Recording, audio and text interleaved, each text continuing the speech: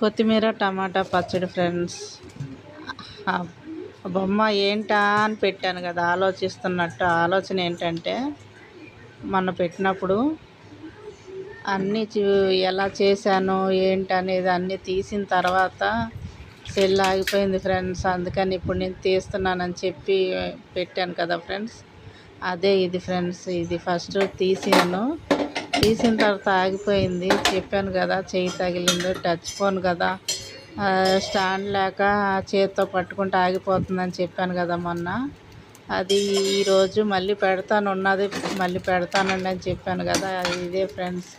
అన్నీ వేయించుకున్నాను. ఆకుకూర అంతా కడిగి పెట్టుకుంటాక అన్నీ రెడీ చేసుకున్నాను. టమాటాలు అన్నీ కట్ చేసుకున్నాను. అవన్నీ రెడీ చేసుకొని ఒక్కొక్కటిగా వేయించి పక్కన పెట్టుకున్న తర్వాత ఆగిపోయింది ఫ్రెండ్స్. అందుకనే మళ్ళీ ఫస్ట్ నుంచి నేను ఎక్కడైతే ఆగిపోయిందో అది మళ్ళీ మీకు పెడతానని చెప్పాను కాబట్టి ఈరోజు ఆ బ్యాలెన్స్ కూడా చూసేయండి ఫ్రెండ్స్. ఇలాగా కొత్తిమీర అంతా కడిగి పక్కన పెట్టుకున్నాను. ఉప్పు నీళ్ళల్లో కడిగి పెట్టుకొని అలాగా పచ్చిమిర్చి వేయించి పక్కన పెట్టుకున్న తర్వాత కొత్తిమీర పుదీనా కూడా వేయించుకున్నాను ఫ్రెండ్స్. వేయించుకున్నది మాత్రం బయట పెట్టలేదు, ఎందుకంటే అది కూడా కాడలు ఉంటాయి కాబట్టి కొంచెం ఉడకాలి. అందుకని నేను కడాయిలోనే ఉంచేసాను. జీలకర్ర తీసుకున్నాను.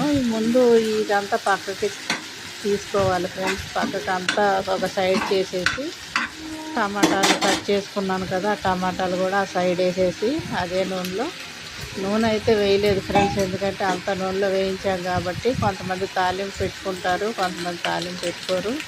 తాలింపు పెట్టుకుంటే దాని స్మెల్ మారిపోద్ది, అందుకని నేను తాలింపు పెట్టను ఫ్రెండ్స్. చూసారుగా, ఉప్పు వేసుకున్నాం అనుకో మెత్తగా మగ్గిపోద్ది. మగ్గిపోయిన తర్వాత చల్లార్చుకొని మిక్సీ వేసుకోవాలి. ఇదంతా చేసిన తర్వాత ఆగిపోయింది ఫ్రెండ్స్. అందుకని బ్యాలెన్స్ది మీకు చూపిస్తున్నాను. అంతకుముందు చూశారు కాబట్టి ఇది కూడా చూసి లైక్ చేయండి ఫ్రెండ్స్, కామెంట్ పెట్టండి.